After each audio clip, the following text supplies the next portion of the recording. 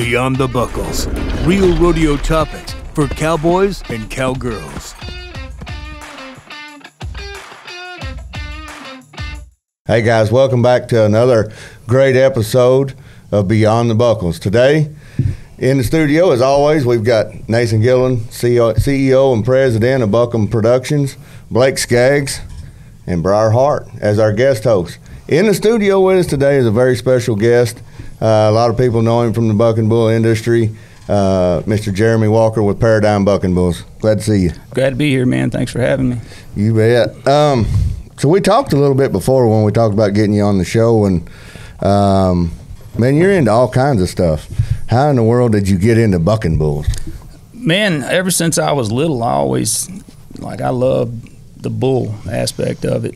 You know, from when I was too little to know any better. You know, my dad took me to the Pasadena rodeo one time and tried to leave before the bull ride and beat the crowd, and apparently I threw a walleyed fit, you know, because I didn't get to see it, but always, you know, had that passion for the animal side of it, and rode bulls, you know, some when I was younger, mainly just to be a part of that. You know, always give the bulls too much credit kind of deal, and then just kind of, but never really, you know, growing up, we didn't have a family that had a lot of land or cattle or anything like that, you know, so you never really thought, you know, you could be that, you know, not knowing anything, but never really gave up on it, and just eventually, you know, did what I could to be a part of the bull industry and get in however you want to do it, and then, you know, just finally kind of fill the industry out a little bit from kind of all aspects, and then commit to it, you know, and then I was always kind of 1 foot in, 1 foot out, because I had a life, you know what I mean? You had to work, make a living, do stuff like that, so you never really could, and then I eventually got a chance to get both feet in it, and then you get to a certain point and you see what's really going on, and you kind of want to pull your feet back out against it. It doesn't make much sense. Your feet's already wet. Yeah. There's a lot of good about it, but there's some things in there that don't make a lot of sense either.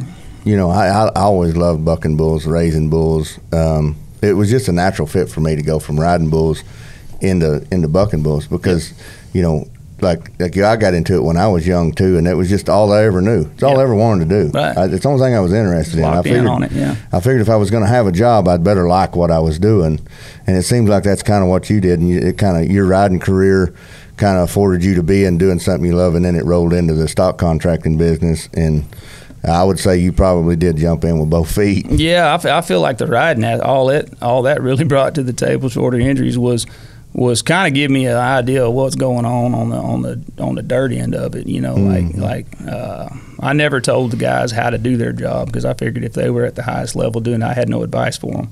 You know, as far as staying on bulls, because you know, hell, if I could done that, I said I didn't have a bull riding career. I quit. You know, you have a bull riding career means you made a living doing it. You know, but it was a phase I went through that helped me understand the game enough that I look at it more from the way the bulls seeing things and feeling things from the rider. I think some of the bull riders, they look at the bulls more.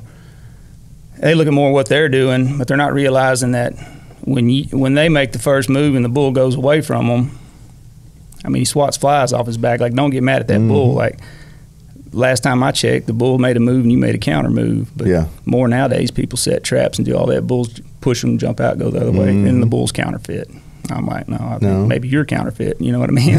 Quit cheating him. Yeah, mate, let the bull buck, man. You know? When you're fat and ain't no good like me, you had to cheat them a little bit. Lead them around the corner. When they're running 90 and I'm at 70, I try to cut the corner. Yeah. I mean, I can't blame him and all that, but I was like, don't get mad at him if he goes the other way, you know, because you let him do it. But you see a lot of the great guys nowadays, they like JB and Cooper can do it, Jess, Jose, some of them, they can make them bulls feel like they're winning just a little bit, and they'll stay hooked up with them. Yeah, I remember back in the day, I'd always, you know, we talked about this on another podcast, but bulls that go to the left, I always played them always go to the left because I was right-handed. Right. I didn't want to be one-dimensional, so I wanted them to go left, and I knew I had a higher riding percentage going right, and when they did go right, I could catch them if I needed to. Right. And then when they did go ride them just a hair to that outside. Let them feel like just they're a little winning. bit. Let them think they're winning, But they're and not. they'll feel like they're going away from you. Ever jump, and you can keep them in that spin. Whereas if you jump over there and get too much weight on that inside leg, they can feel you, like Jeremy was saying. They can feel a fly on their back, So they know where you're at, and then they'll go away from you. But if you stay over there a little bit and kind of let them think they're winning, yeah. Yeah. I mean, just like the cutting horses, those guys they're operating those animals at the highest level, with their weight and shifting, and then they pick up on it. And guys nowadays, I mean, and even since bull riding, but I think the bulls nowadays are more too intelligent, almost to an extent. And when's the last time you've seen a bull back in the day? They say it was Welly. He'd want you inside the spin, dragging his ass and stepping in because he wanted to hook you. He was mean 9 times out of 10. He wanted to get you in there and work you over. And you don't see any of those anymore because they're bred to buck you off nowadays and go away from you. They want you out of there. They want to throw you off, and they want to go on about their business. If they say they're welly now, they're more talking about maybe a bull that comes around normally away from your hand, that's got a little step ahead to him, and then he moves his back end away from you as you're moving, right. making your counter move. They're moving away from you that way, even though they're going in the same direction, but they're rotating around, and it creates that hole down there. And some of it I think is just bucking style. Some of them swap in, some of them kick more. Some of them's got more up and down, but I think the ones that drift and move out across there and kind of whirl, they're the ones that are a little more wellier than that. Yeah. But in the same token, if you're in the wrong spot, they got a lot of outside too. Yeah, they beat you. I mean So I've sat there with, Jess Lockwood's come back, show videos of bulls he's rode or something like that, and I'd always look at it on the bull side of it, and he's looking at it from a rider, and I tell him, he's like, yeah, he stepped ahead. I said, well, this is why he stepped ahead right here, because you were just a tick one way. I'm not telling him how to do it, what I mean, but I'm just thinking, if you want to know why a bull's doing something, you can kind of look within yourself probably first, because he's going to jump out there and try to get you off his back, and if you give him something to work with, he's probably going to use it. And isn't that the script? They don't want us on their back, and they're going to do whatever it takes to do it. Pretty much. I mean, it's our job to, the bull rider's job to hang the hell on and make it happen. And the great guys make it work for them. Absolutely. So you rode some bulls there a little bit, and then you went into stock contracting. Was it just a straight leap from that? How did you? I mean, did you buy like amateur bulls and get started that way, or you just went straight to the big time and jumped in with both feet? No, man.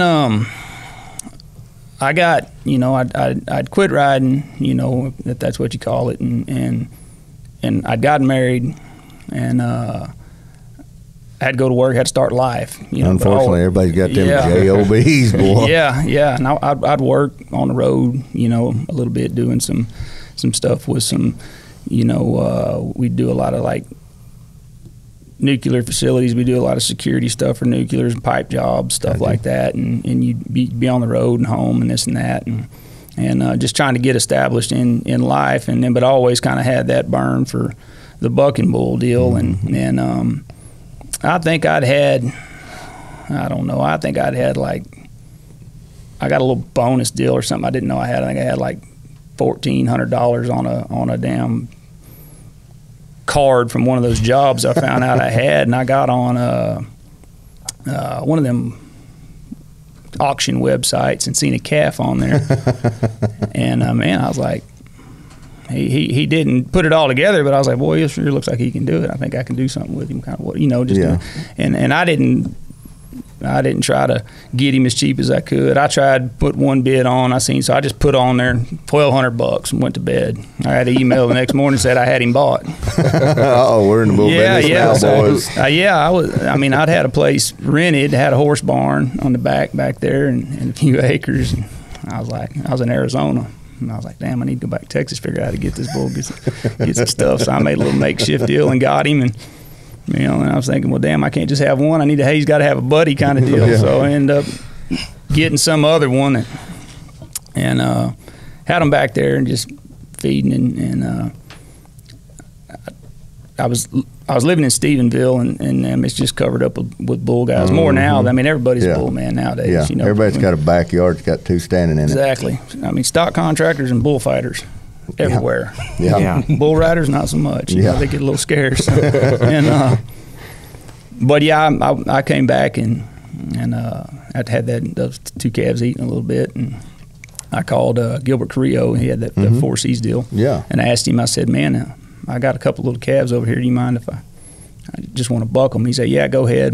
Told me where his dummy was and all that, and it was me and Ace Lloyd, bullfighter buddy. You know Ace? I know Ace Lloyd, boy. Yeah, Ace showed up, and a buddy of mine, Braden, and I had food poisoning real bad. It was on my birthday. Wasn't much left of me, you know, but I was like, man, I'm going to do this because I got to leave again. And so I went back and kind of checked the back pen gates a little bit, and I went to go get the dummy. I told Ace, I said, hey, take those bulls and show them the arena.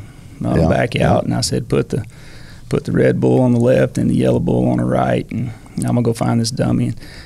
And I get it, and I come back, and there's no one there. I'm looking around thinking, where'd everybody go? There wasn't no bulls, there wasn't no Ace, there wasn't no.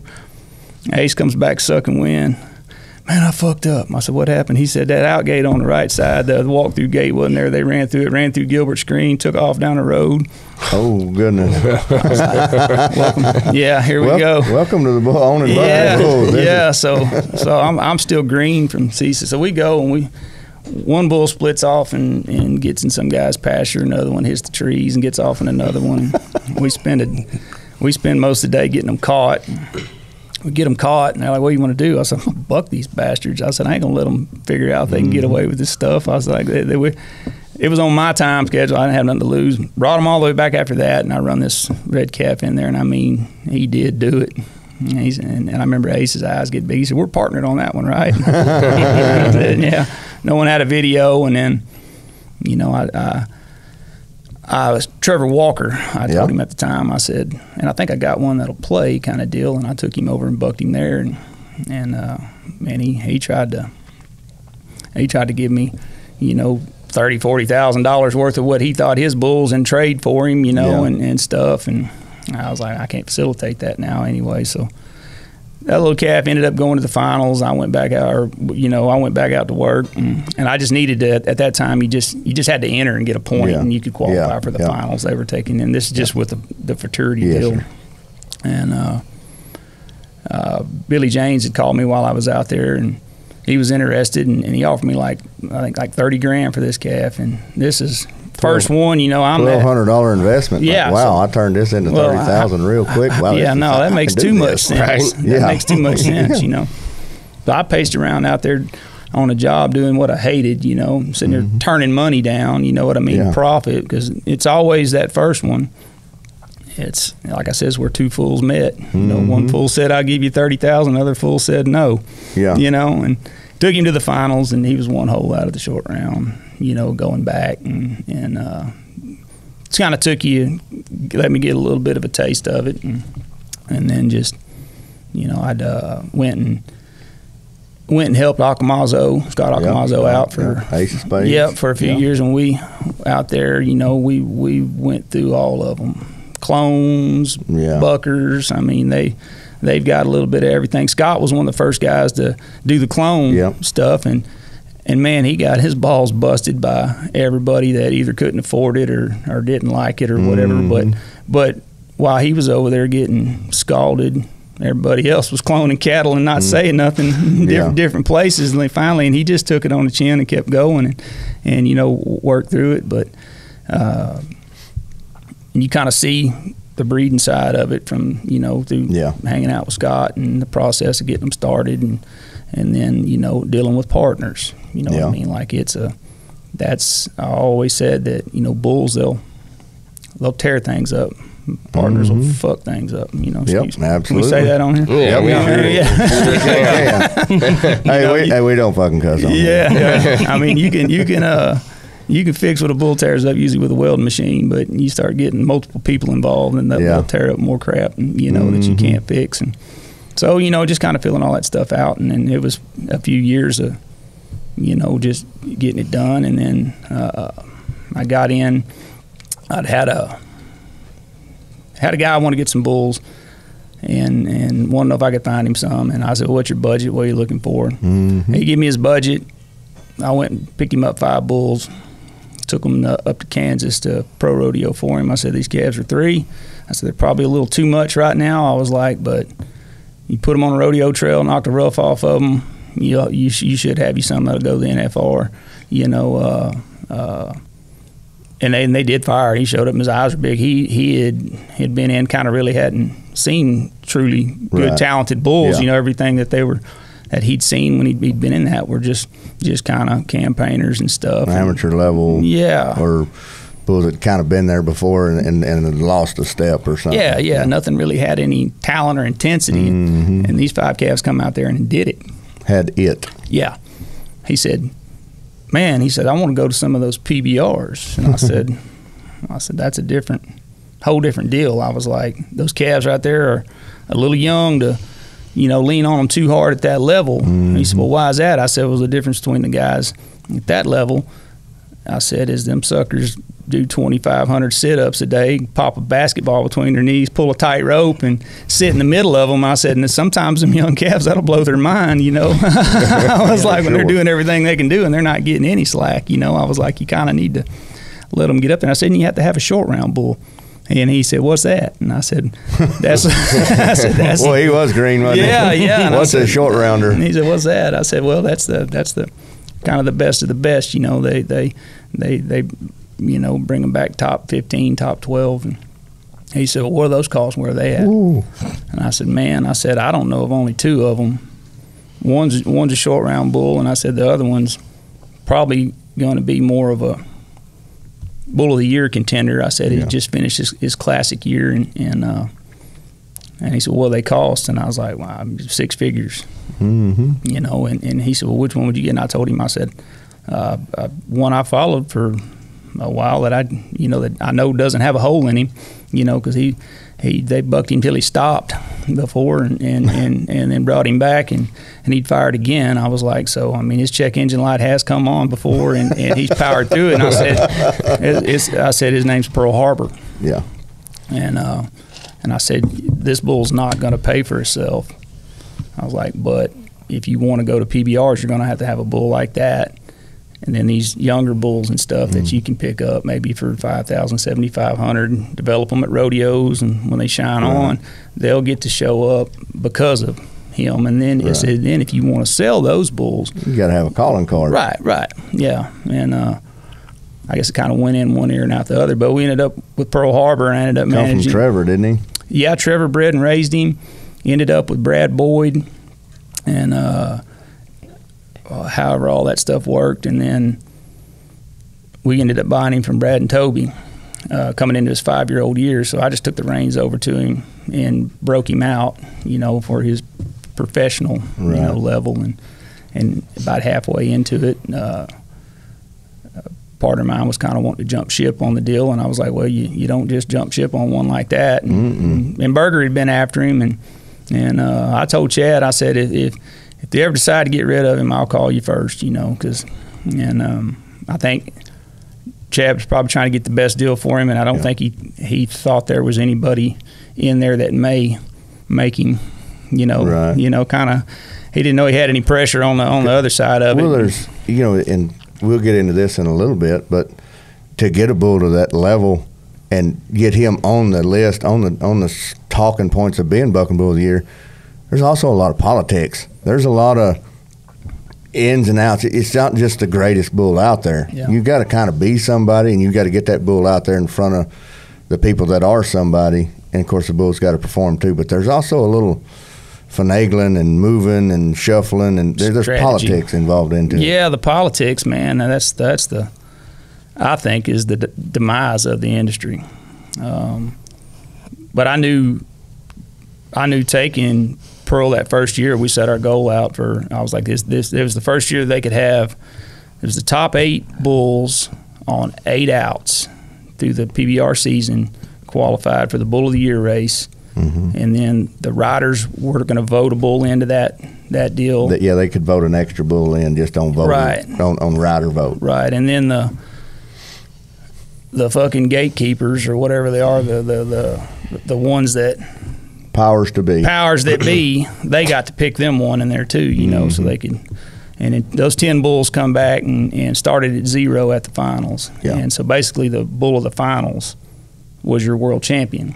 Yeah. And the bull of the finals of them 8 bulls. Right, of those 10. They could be a bull from that wasn't in that come in and show out and win bull of the finals, but the bulls out of that 5 bulls or whatever it was that were up for bull of the year, the best bull out of there wins. Basically, 8 bulls worked for it and 2 bulls got to give me. Yeah. You know, and those, you know, and those 2 that got to give me could walk out of there world champion. Mm-hmm. And they've changed it after that, you know.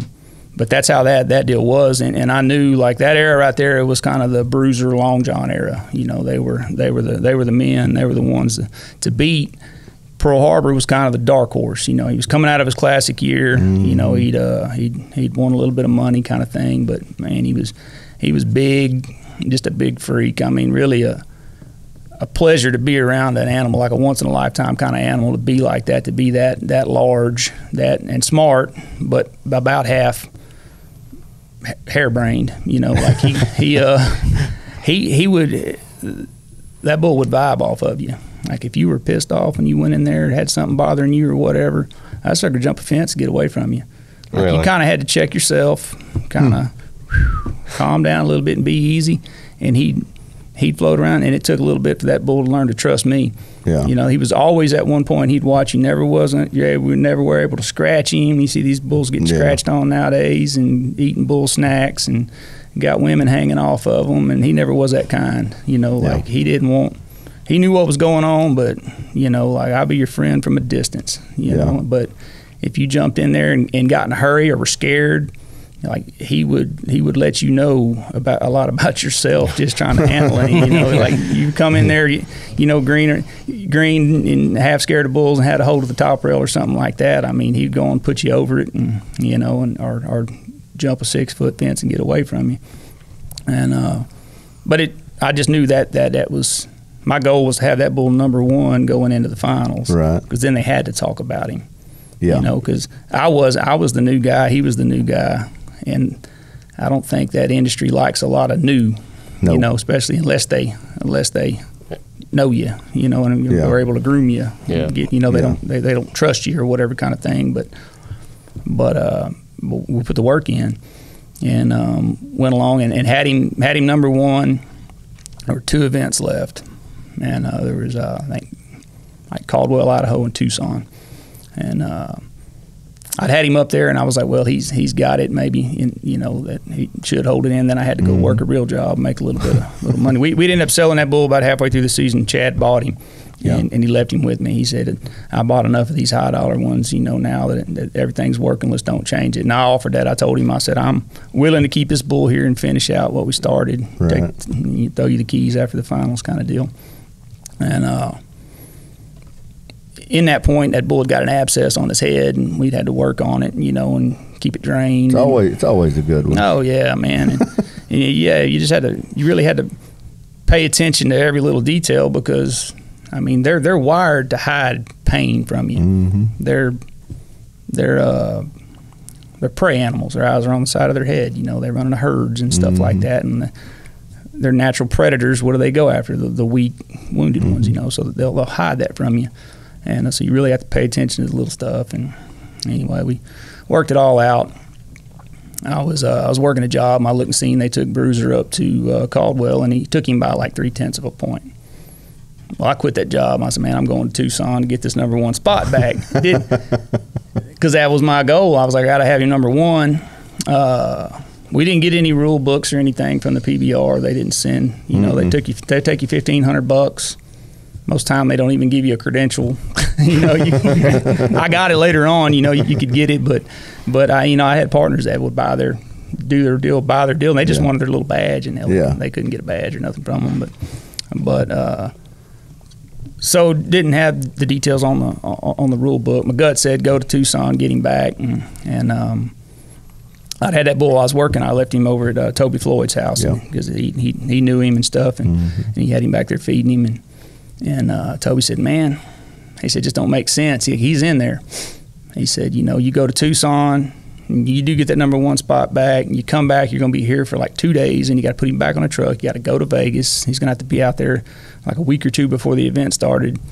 He said, might knock the edge off of him. You know, he's in there, just keep him fresh, beat him at the finals. And then that made sense from a management aspect. Right. Managing the animals. But my gut said, go to Tucson, get the number 1 spot. Don't know why.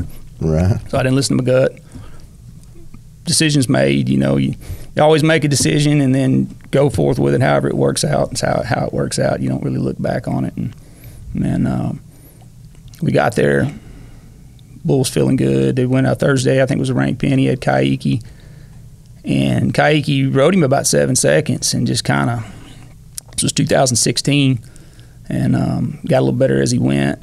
And every judge in there marked him 22.5 points. And I mean, probably spot on, you know, like, and I think Long John ended up taking the first round, and he was the one that got voted in. And then Bruiser had stumbled, had an off trip. I think like Dinner Barbosa or somebody had him when he was first coming around, and coming in Thursday, it goes by, and then Sunday rolls in. And the bulls are in the short round, which is already seated. You know, they got the bulls in there, and then however we ended up having Stetson Lawrence, and I remember hanging a flank on him. Stetson's back there, and I told Stetson, I said, "Hey man," I said, "give me everything you got." And I said, "The bulls in a running for a title here," and he said, "You bet." And he fired that day, kind of come around the end of the gate, I think to the right, but balled up and did it, and had been out there in the sand pen, you know, playing, had dust all over him. I mean, I don't know what. It looked wicked. I remember watching it, no dust flying off of it. Yeah, and before that, I was in the bathroom. One of the judges was in there. He said, "Y'all still own that bull?" I said, "No." I said, "Had to sell him to Chad." You know, I said, "It really wasn't anybody else out there could do it." But, you know, I said, "But I've had him." Kept him rolling through this deal. He said, "Man, I've been back here arguing, saying y'all still own him." I said, "Well, don't own him, but still have him," kind of deal. And I said, "This is the last hoorah." He said, "Well, man, great bull, done a good job," kind of thing. And we went on, and I looked at the score sheet. Well, so it ends up going, and Bruiser had a hellacious trip. You know, did good. Long John was getting a little long in the tooth. He was sore, you know, and had the foot problem. Yeah, his feet. Like, I don't think the only time he stood up was time to load up and bug, and then he'd go back and lay down, you know. And Pearl had a great trip, and it'd be a 3-way tie for Bull of the Year. And I was like, well, what are we going to do about that? You know, like, I asked HD, I said, "You want to wrestle for it?" He shook his head no, and he pointed at Chad. He said, "I'll wrestle him," kind of, you know, just joking around, trying to figure it out. And well, it ended up being the tiebreaker was the ranking coming into the finals. And I was thinking, fuck, I should have went to Tucson. Something was telling me to do that, you know. So on me, I felt like I didn't do everything I could for that animal, you know, to have that. I let that. So I had to kind of swallow that little jagged pill. But I made the decision thinking that the management side of it. But then again, I never had a rule book to look at or anything to go off of other than a gut feeling to make sure he's number one, because you got to. If they're number one, they have to talk about you. Absolutely. Number two, they'll ignore you and jump right over and talk to number three. And we know for a fact that if they're talking about you, you're already in the judge's ear. Yeah. And that, you know, let's admit it. JB and Jess and them guys, they talk about them a lot. That gets them an extra point or two out of the judges every time because they're famous and they are who they are. Exactly. This episode of Beyond the Buckles is brought to you by Sunnyside Graphic Design, Cactus Rodeo, Print and Stitch Company, DEL Cattle Company, and Blake Skaggs Bucking Bulls. But it's not so much that you didn't, in my opinion, I'm curious, is not because you didn't go to Tucson. Yeah. The judge in the bathroom. Yeah. That kind of raises my suspicion there a little bit. Yeah, exactly. So one judge 23 3/4 him, one judge 23 1/2 him, and then two judges 22 1/2 him. And the one judge that I knew all right at the bathroom, I called him a little bit after that and I asked him, I said, "Hey," he said, "What's your dilemma?" I said, "I don't have a dilemma, but I got a question." I said, Thursday night, bull kicked out of there, won, turned back to the right, rode him about 7 seconds, got better as he went. Every one of you judges 22 1/2 him. And I said, you know, I couldn't agree more if that means anything. I said, Sunday, he's twice the bull he was on Thursday, how in the fuck was he a 22.5 point bull in your eyes? Yeah. He said, well, if you still own that bull, it might have got that quarter point you needed to win the world title.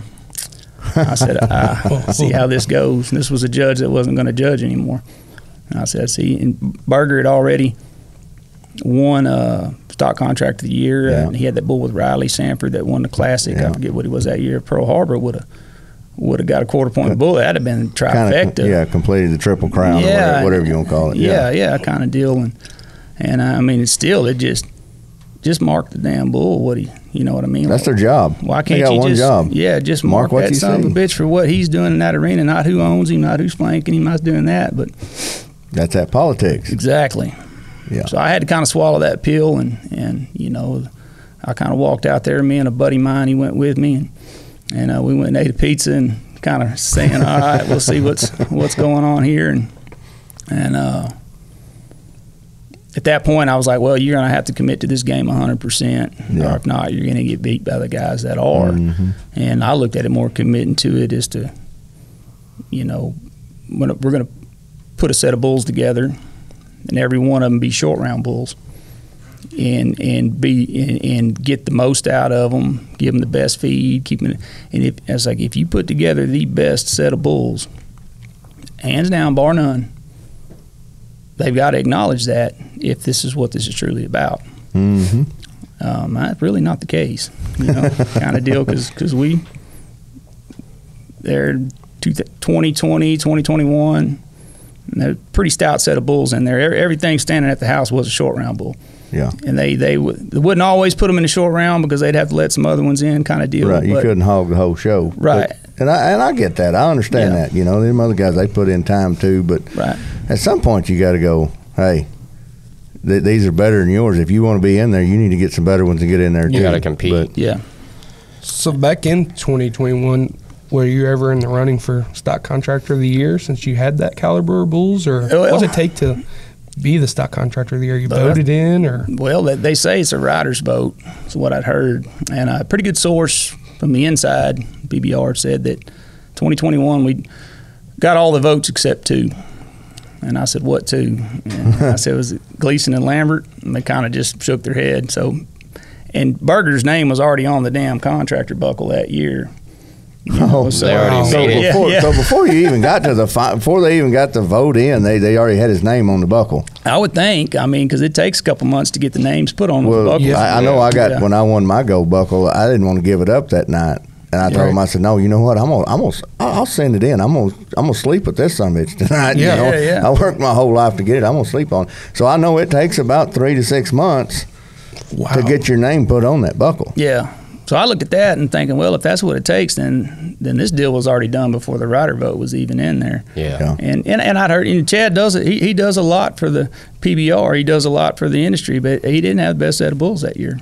His herd was solid, but it was kind of somewhat on it. He probably has more bulls, but I didn't think, I was like, I never wanted to. Who's got the biggest feed bill? Kind of deal. Like what you can put on a truck and bring to town, and what give those guys a chance to win first. Like I might have had bulls there that some of the guys didn't like to get on, but if they did their job and rode him, they would win. Yeah. And I figured that was mine. I know as a bull rider, when I was made the PBR finals and the vote come up, right, it would come up like a month or so before we had to have our votes in. And it wasn't necessarily, it was who you thought should have been the stock contractor of the year. And it was the guy that put on some good touring pros, had a daggum good set of bulls. I mean, you obviously kind of needed to like the guy a little bit, Yeah. And, I voted for HD. I voted for Terry Williams, because that's back in the Stone Age, you know. But that's kind of how the vote went then. And I know that a couple of stock contractors, I'm not name who it is, but they would almost go out and politic the riders. Yeah. They would like trying to buy them votes, lobbying for votes and doing favors and this and that. And I didn't really like that too much because I don't like buying it. I want you to earn it. Yeah. Don't kiss ass. Just go to work. Yeah. And that's kind of the way I always handle it. I had a partner that he'd always said, I was like, well, let's go for bull of the year. And he said, I'm for that. He said, but he goes, I think a byproduct of trying to attain that goal is going to be having a lot of great bulls around that could be contractor of the year. And I said, man, I don't know. I always said, that's more of a politics side of it. I'm probably not your guy for that, kind of thing. But he said, well, it looked good on a resume, and deep down he really wanted that, and my gut told me, like, man, you're going to have to bring more to the table than just bucking bulls and rider votes, because, I mean, we can get that, but you got to scratch somebody else's back. You exactly. Got to lobby around. Exactly. And then, you just, after 2021, it was just proof. Like, I knew, I was like, man, well, I'll put the best set of bulls together, go coast to coast, border to border, everywhere in between, and just make it obvious, kind of thing. Like, I'm not going to, there was no lack of effort, for on my end of trying to do that for him. And right there towards the 2022 season, maybe something, I don't remember how long it's been ago, but I knew he was sick, got COVID, and I wanted to make damn sure, like, I'd heard that, maybe we didn't put any events on, that's why I didn't get those other 2 votes, kind of deal. And then this half-season deal started and the teams popped up. I was like, well, nobody's going to put no events on during the half-season. There's no room. Yeah, I was like, so just put it to the floor and then see how it plays out. And I'd had a lot of the riders say, man, I don't know how the vote's still the same every time. They're like, almost everybody, minus 2021 deal, voted for D&H every year. Breed, raise, haul them, and plays the game, brings winners in there and stuff like that, but he never wins it. And I just said, well, I said, pretty easy. I said, just do this. Everybody get in the locker room, vote amongst yourselves, initial and date, and write your name down on a piece of paper and tally it up and see who everybody in there, see who won it. Right. And I said, and keep that right there. Everybody vote, the same that you wrote down on that deal. And if it comes out different, just take that deal to them and say, well, what else you lying to us about? You know what I mean? Like, what you hold them. They always say accountability. Yeah. Hold them accountable. That's not something they like, but I think maybe word might have got around that could have happened. They'd come up with some kind of a electronic vote deal or something. 2022. So they didn't do the locker room paper vote deal? I don't know if they got enough together to do that, but they had it to where, there was some kind of electronic vote or something. I'm not sure, but there was a meeting there, and HD had got every one of the votes. And now this is what I heard from someone that heard from the phone call that was going on, and Gleason was trying to figure out how Chad Berger didn't get any votes, and how's he not going to get the contractor deal. And somebody chimed in and said, well, just make it a tie, make 2 buckles. He said, that's great, make another buckle. That problem solved. Wow. So they tied that year for Chad, and pretty credible source. Is what, I'd love for somebody to prove me wrong, and I hope I am wrong. Right. But, so that was the first time they tied, and HD got him a $5,000 check and a buckle. Wow. And Chad kind of got that deal. And like I said, I hope I'm wrong. But I wish somebody would prove me wrong. But, but it makes sense, But, wow. That's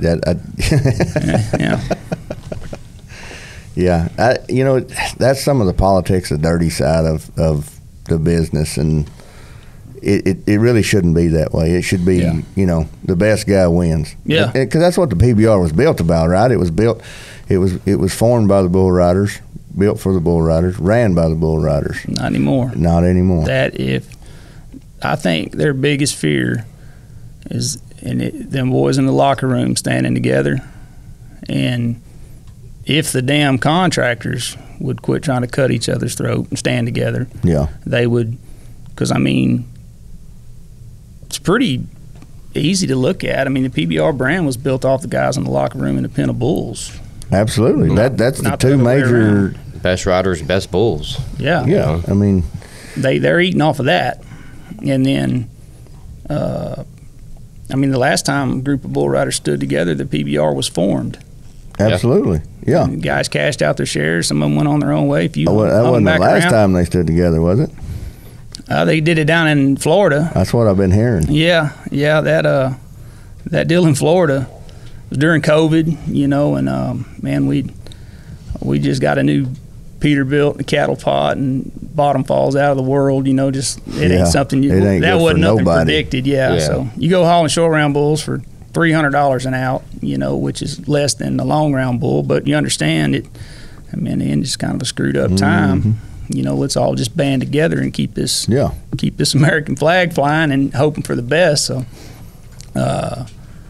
we got over to, I think it was Arcadia, and the guys walked up. I said, "You ready?" He said, "Well, if I get on." I was, "What do you mean, you hurt?" He's like, "No." And he said, we're about to have a come to Jesus meeting. We need to think this is bullshit, this new deal they have. You know, stuff contractors do. We aren't worried about the structure. We just, you know, how much damn out money can we get? And, you know what I mean? kind of deal. And, but anyway, I guess they had it set up where it was more, the guys were getting on more bulls for TV production. And